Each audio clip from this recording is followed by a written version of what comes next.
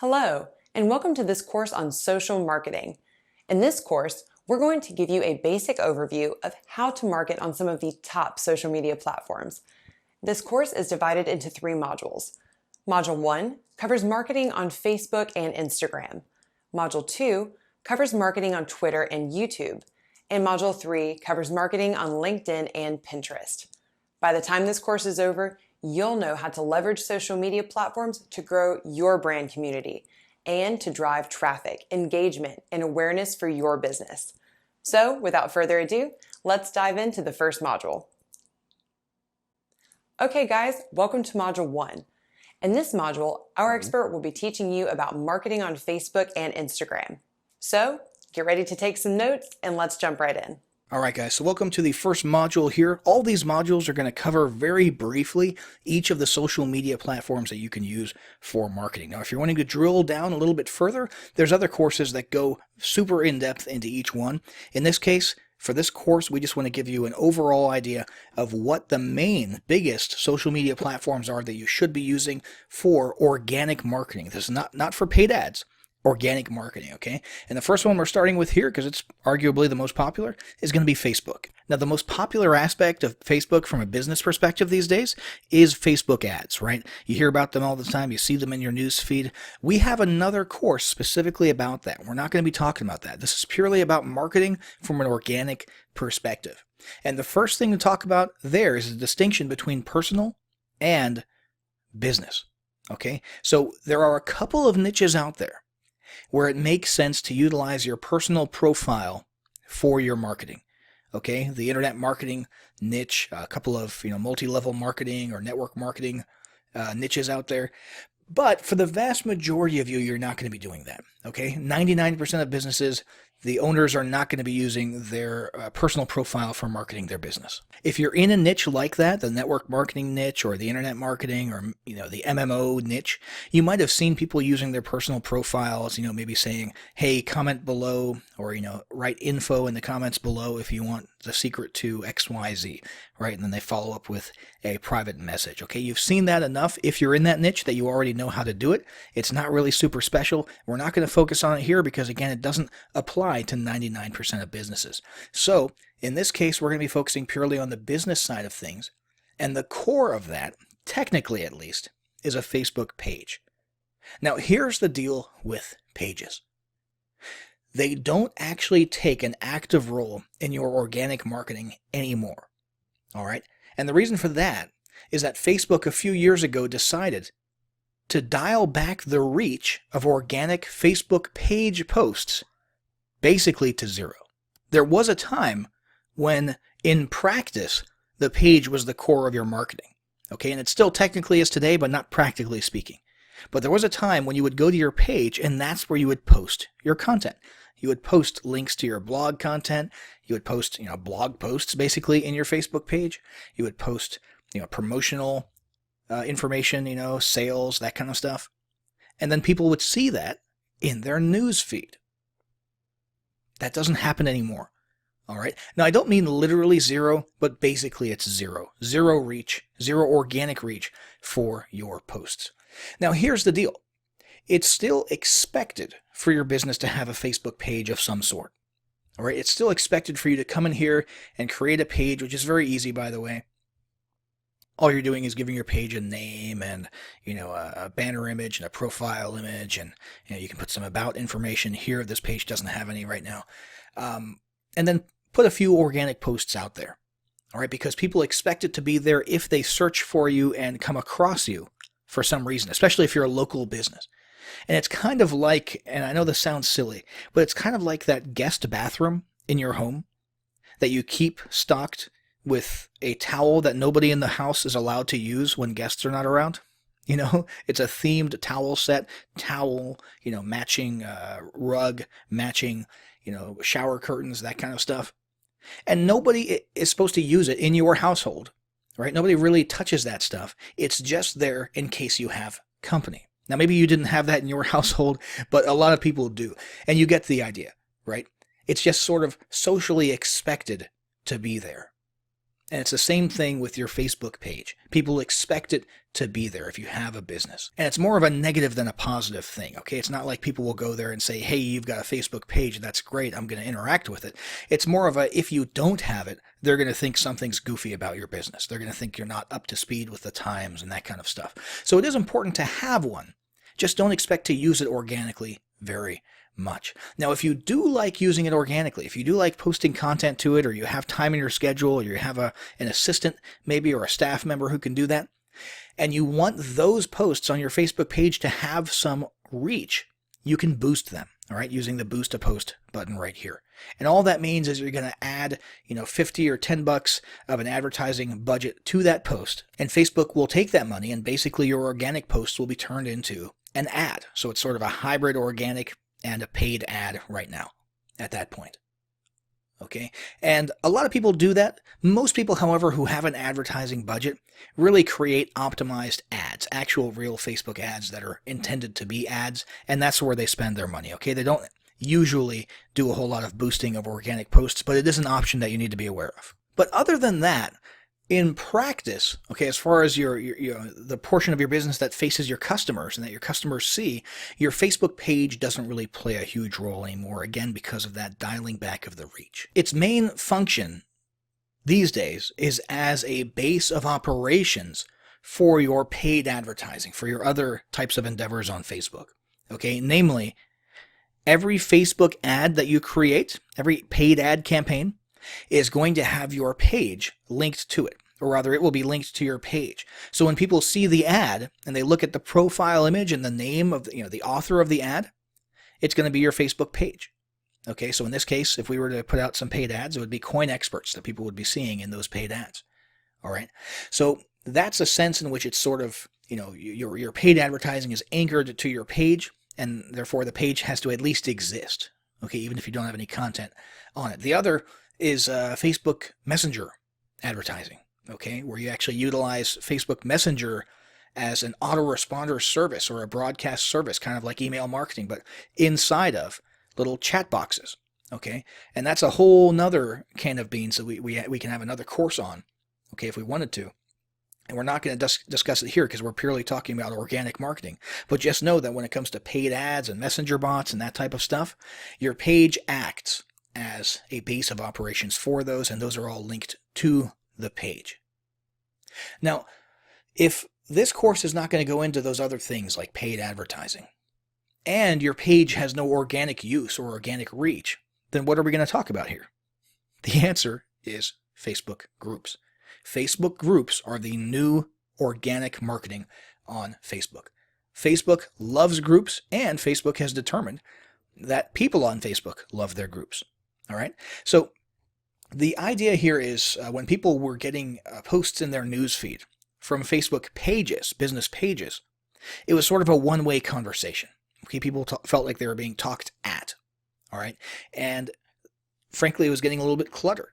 Okay, the user experience, as far as Facebook was concerned, was going down. They didn't want that to happen. They didn't want people being advertised to in their newsfeed in an organic way, especially, there's two sides of this, especially if Facebook wasn't getting any money for it. So, dual purpose here, they dialed back the reach of organic Facebook pages because users weren't exactly enjoying having so many of those posts in their newsfeed. And the other effect of that is if people want to get in people's newsfeeds with business stuff, with advertising and marketing, they basically have to pay for it. Okay, so Facebook's ad revenue goes up, or the revenue from serving ads goes up. Okay. Anyway, the reason doesn't really matter. The fact is, what Facebook did decide that they liked was group posts. Okay, Facebook groups are not like pages. Facebook groups are not a one-way conversation. It's a two-way conversation. It's a multifaceted conversation. People willingly join groups, and they enjoy interacting in multiple directions inside of those groups. They collaborate. They talk back and forth. Okay, they enjoy the content. It has to do with hobbies and other areas of interests. And so Facebook determined that users liked seeing those posts in their newsfeed, and therefore the new engine for organic Facebook marketing is Facebook groups. So we've got a group here which is about homeschooling. Okay, this is the homeschooling niche. And basically, there's not a whole lot of selling going on here. There's a couple instances of brand promotion, but there's not a whole lot of selling, but you could do a lot of selling here if you wanted to. Okay, in this case, this guy basically has a podcast and a show, and it's pretty straightforward. It's not that different from a page in terms of what you're doing. You're just posting content. You're posting Facebook Live or videos or photos or textual posts. And the idea is to get people to engage in a multifaceted interaction, as opposed to just people clicking on something that you're basically utilizing as an advertisement and going away from Facebook to your pages or something like that. Okay, Facebook groups are really about starting discussions and getting people to talk with each other, and they're a fantastic marketing engine for organic marketing because of their reach. Okay, so if you post here right now, if you were to post something in here, or especially if the group admin, okay, if you're the group admin and you post something in here, you're gonna get on people's news feeds. Okay, it's gonna happen. And so the way you need to think about this now is basically the same way you would think of an email autoresponder. Not in terms of the effect, okay, because an email autoresponder is a one-way conversation, but in terms of the responsibility on your part. You really need to be posting regularly, just like you would broadcast to an email list regularly, because you don't want them to forget that you exist and lose your interactions and your open rates. Same thing applies for a Facebook group. You really need to be promoting, or not promoting, but posting to it at least regularly, and getting that conversation happening for two reasons. Number one, people will forget about you and lose interest, okay, just psychologically. But also, Facebook's algorithms will start dialing back your reach for your group posts if you're not posting regularly and people aren't liking or commenting on posts in your group. Okay, so you really need to be committed, if you're going to start a Facebook group, to posting multiple times a week on a regular basis. As you can see, this guy here, he's not really posting things specific to his brand or products he's trying to sell, or even to his podcast or his show. Okay, for the most part, he's posting interesting content, which probably takes him 5 seconds to curate.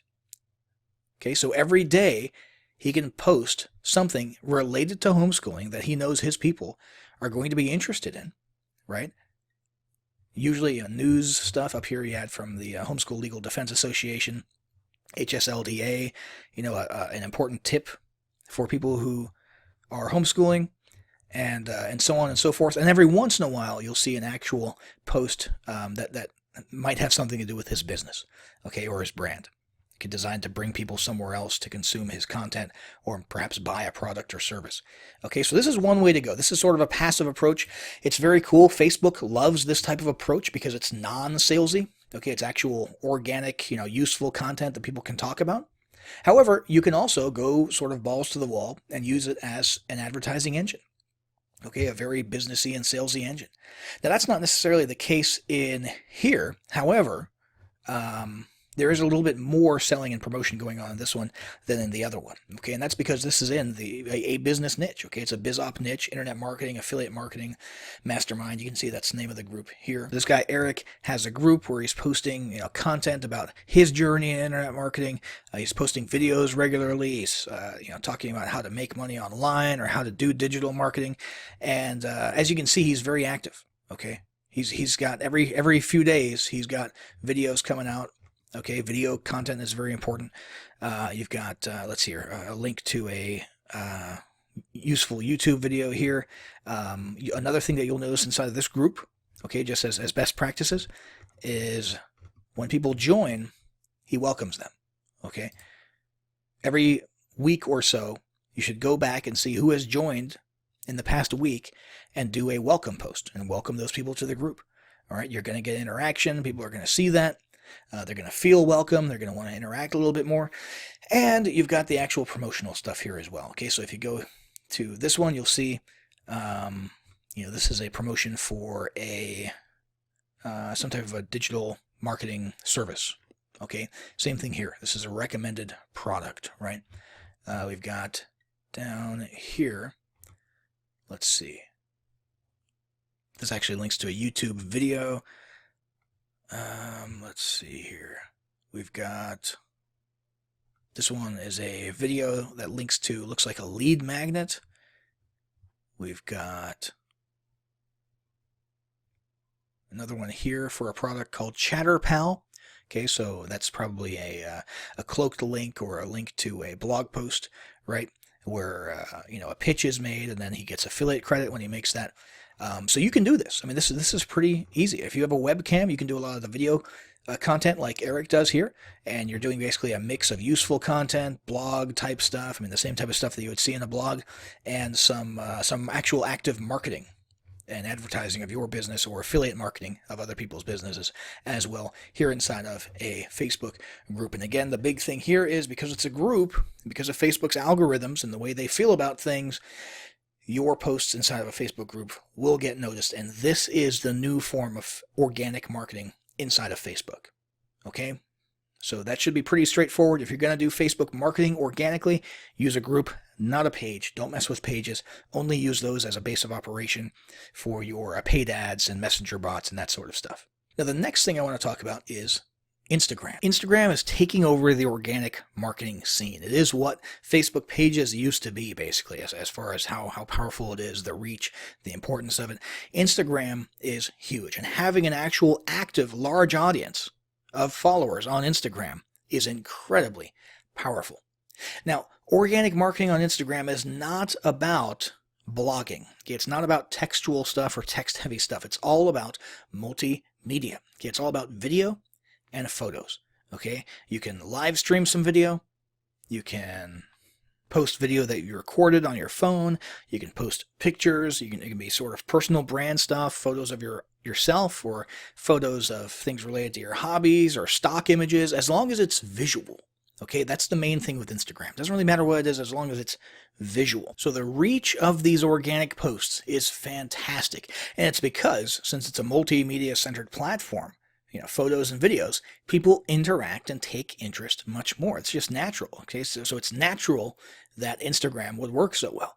All right, that's kind of how we're hardwired. When we see something that's visual that we enjoy, seeing, which is another reason that, with your personal profile and Facebook groups, Facebook algorithms give a lot of reach to photos and videos and Facebook Lives. Same thing applies here in Instagram, except in Instagram, that's all there is.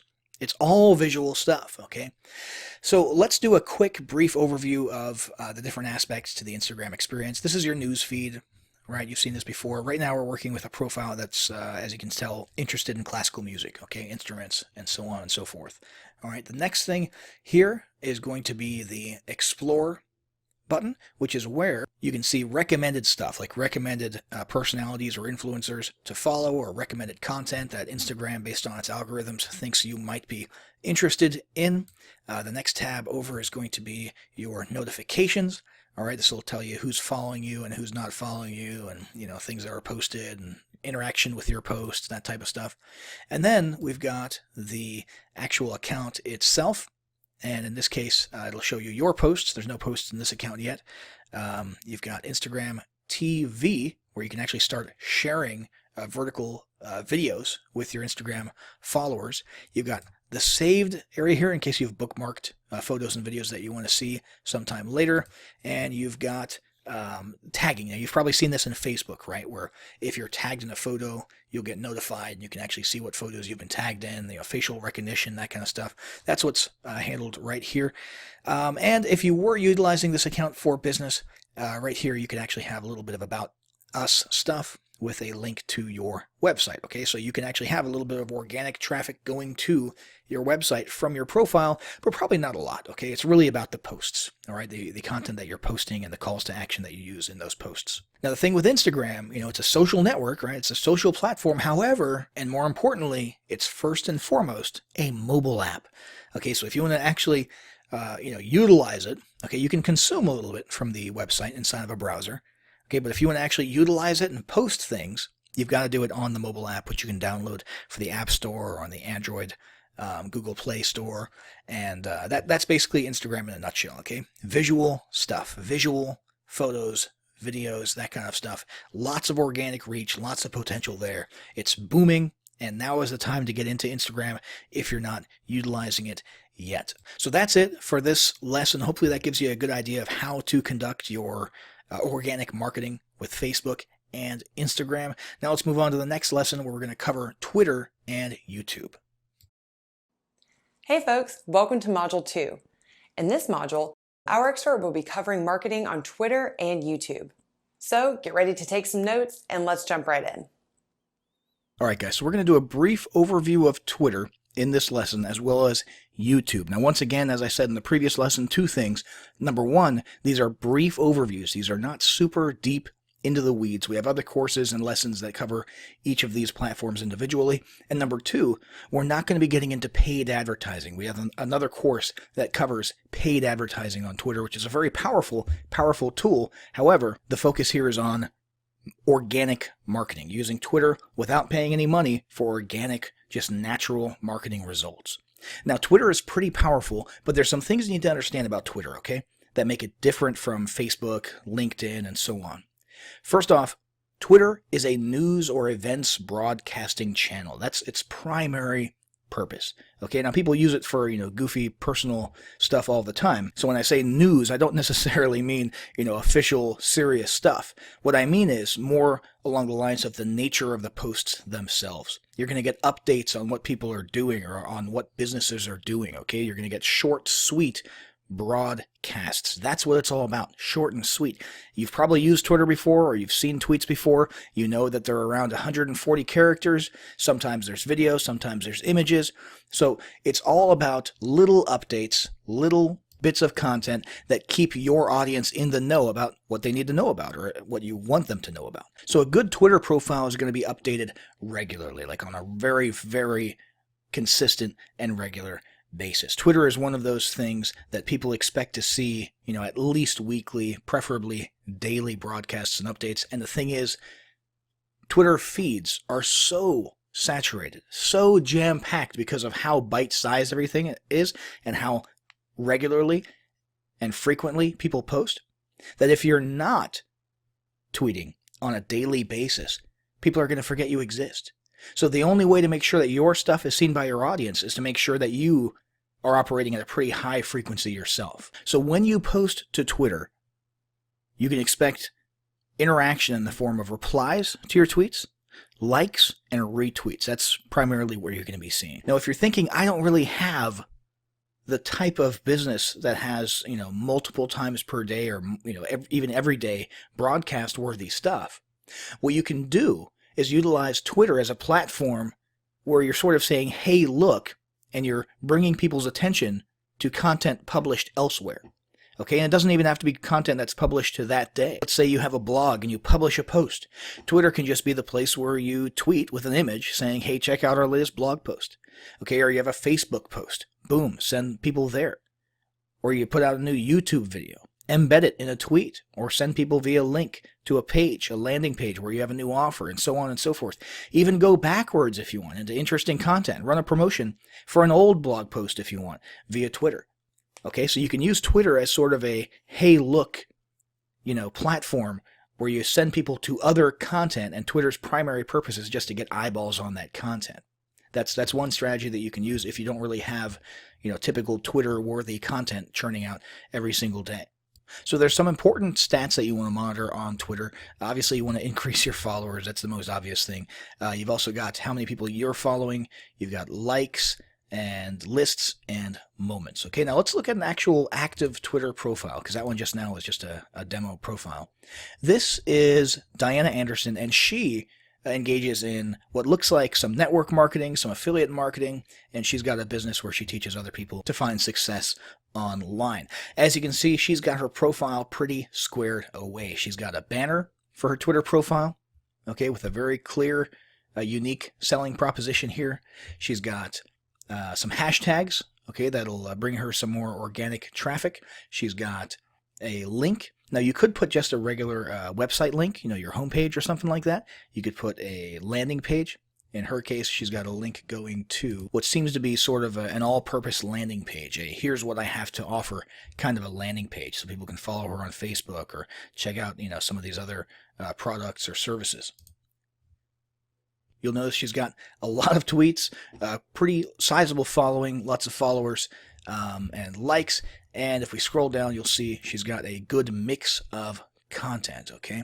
So let's see, we've got photos, we've got little memes, we've got the, the occasional embedded video here, And we have got an example of what I was talking about earlier. In this case, she's got a Facebook post that she posted to Facebook, but she's using Twitter to bring eyeballs to it. You see that? Same thing going on here. Over here, she's sharing useful YouTube content, right? This one up here seems to be a promotional tweet where she's promoting a product or a service. And looks like you can actually sign up for a webinar on this page. So she's got a pretty good mix of content, and that's what you should aim for as well. Some organic, good quality information content, as well as a little bit of promotional stuff so that you utilize it as a marketing engine to get some ROI of some sort. So now that we've covered Twitter briefly, so you have a general idea of how to use Twitter in organic marketing, let's go over to YouTube. So we're going to look at a couple of examples here. In this case, we've got a YouTube channel for a reputation management software.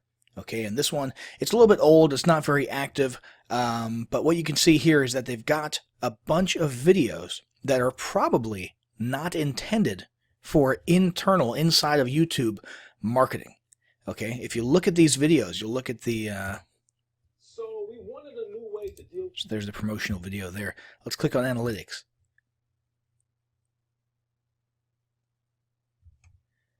You'll notice there's not a whole lot going on in the way of likes or comments on these videos, okay? And the reason for that is what a lot of companies are doing is using YouTube purely as a video host, okay?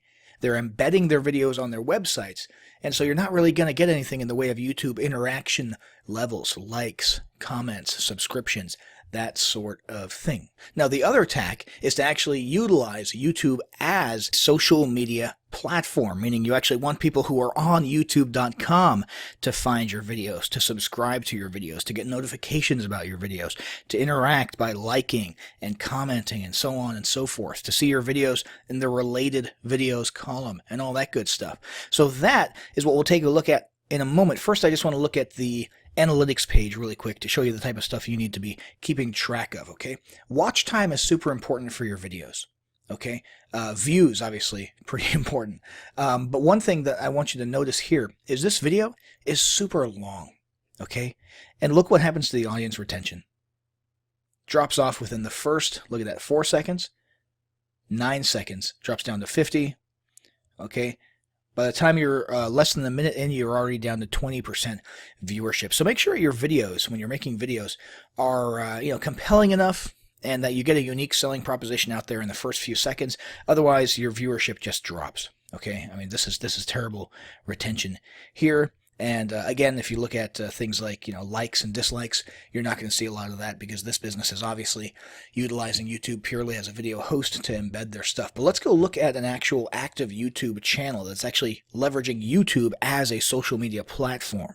This one is Niches Be Crazy, and this is an awesome YouTube channel. So this guy has got a ton, okay, Uncle Phil Lopez here, a ton of content that he puts out, and it's all about utilizing YouTube as a marketing engine. He's not just posting videos here for the purpose of hosting them and then embedding them elsewhere. He's actually actively engaged in organic marketing. So have a look at his profile here. He's got an awesome banner image. Okay, he's got little links here where you can hook up with him on his website or his blog and other social media platforms. Okay, he's got subscribers. He's got video views. Let's click on one of these here. This one here seems to be a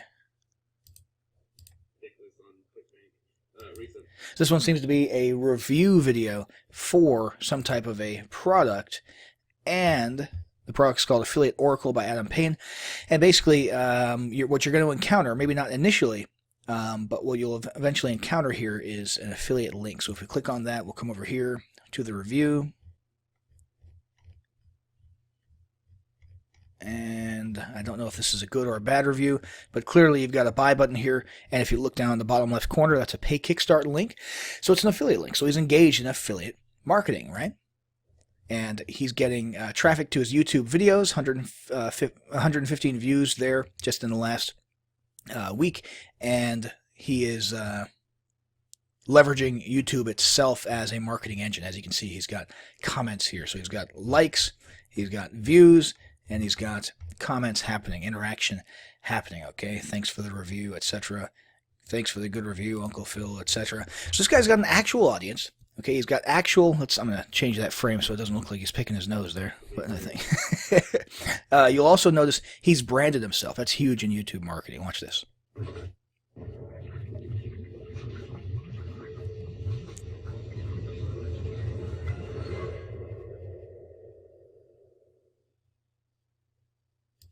Okay, so that's pretty cool. You can do that, guys, for a pretty low amount of money on Fiverr, okay? Or if you use Adobe After Effects, you can go on, Video Hive and download templates where you can do some pretty cool logo reveal stuff. You really want to build a brand. If you're going to be utilizing YouTube as a social media platform, you want a brand so that people recognize your name.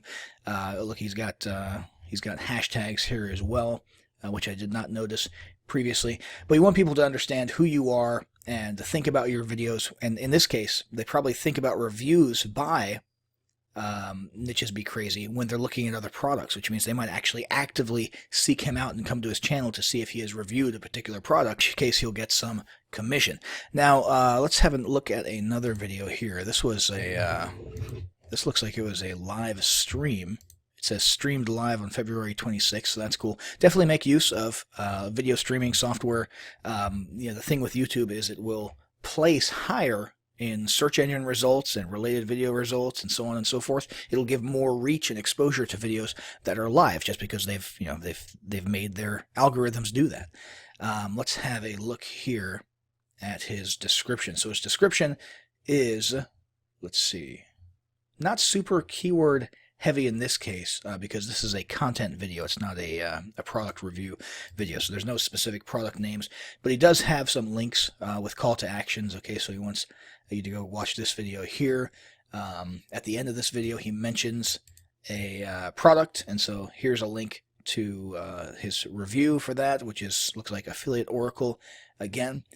And he's got a subscription link here, so a lot of calls to action. And then he's also got, this is very important, affiliate disclaimer. Okay, make sure you're covering your butt when you're doing affiliate marketing out there and you've got an affiliate disclaimer.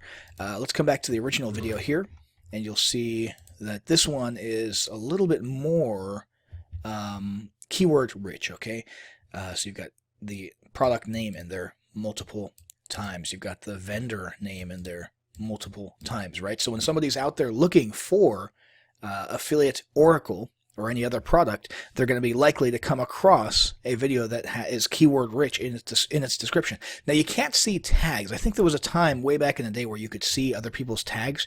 You can't see tags on this video, but make sure you're utilizing tags when you're posting your videos. And we can assume that this one probably has tags such as, the product name and the vendor name, okay? Because you really want your videos. If you're using YouTube.com as an actual social media platform, you want to increase your organic reach and you want to increase your ranking for search terms. When somebody clicks up here and searches for something like, Affiliate Oracle review. So that's a very quick, brief overview of using YouTube for marketing, guys. Hopefully that was useful. We covered Twitter as well. In the next lesson, we're going to be covering LinkedIn and Pinterest. All right, welcome to Module 3. In this module, our expert will be teaching you about marketing on LinkedIn and Pinterest. So get ready to take some notes and let's jump right in. All right, guys, so we're going to briefly touch on LinkedIn marketing, and I want to give you the usual disclaimer that I've given you in the previous lessons. Number one, we have specific courses that go into specific things in the weeds, in detail. In this case, for this course, we're just briefly touching on each platform that you should be doing organic social media on. And number two, it's all about that word organic that I just used. We're not going to be going into paid advertising on these platforms. There are definitely paid advertising options, and some of them are fantastic. You should look into those. We cover those in depth elsewhere. However, for this video, we're just looking at organic marketing for these two platforms, a brief overview of organic marketing. Now, this is LinkedIn. LinkedIn is huge, especially in the B2B space. All right, LinkedIn, if you haven't used LinkedIn, most people in the United States probably have. If you're outside of the US, maybe it's a little bit less common. It used to be primarily for job searches, okay? Networking to find positions that you want or to recruit personnel for your company. And then it grew into this huge B2B space, and it's also grown into a big network marketing space, okay? So there's a lot of B2B and network marketing potential here. Not so much, just random, niche marketing for, the fitness niche or this, that, and the other thing. It's mainly the B2B space, not business to consumer.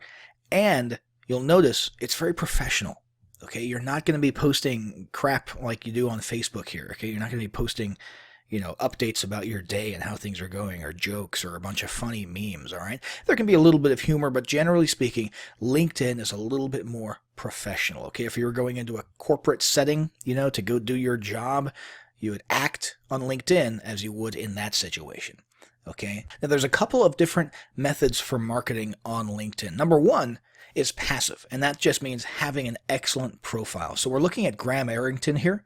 Graham Arrington is a business/life coach who basically helps people who are super overwhelmed, overworked. You've got basically a description here that describes everything that he says. Anybody who comes and finds Graham immediately knows what it is that he's offering, okay? They understand that he's offering to help them reduce their anxiety, get their life back. I mean, look at that USP there. Get your life back. It's right there in his banner and right here. So overworked business owners, overworked C-level executives, overworked, anybody, okay, who needs some help getting their life under control, their time managed, reducing their anxiety. It's all right here. And he's also got some testimonials here from other people. So he's making excellent use of the real estate that LinkedIn has given him inside of his profile to make it very clear what he's offering, and he's offering something pretty substantial, and that's, you can imagine, is in pretty high demand. In addition to his summary, he's also got his skills and endorsement section. He's got experience and education. These are really big if you're going for a job, okay? If the business that you're conducting, if you're conducting, for example, a B2B business, has nothing to do with the old jobs that you used to hold, you don't need to stick those here, okay? And as you can see, his education and experience areas are pretty slim, specifically the experience area is pretty slim, because that's why he's on LinkedIn, okay, to market his Life Plus coaching business. He's not here to tell employers about the fact that he was a low-level manager at a Wendy's restaurant 12 years ago or something like that. So you will see that if people are coming on LinkedIn specifically to market their existing business, you'll see that some of the stuff down here seems pretty bare bones, and that's why, okay?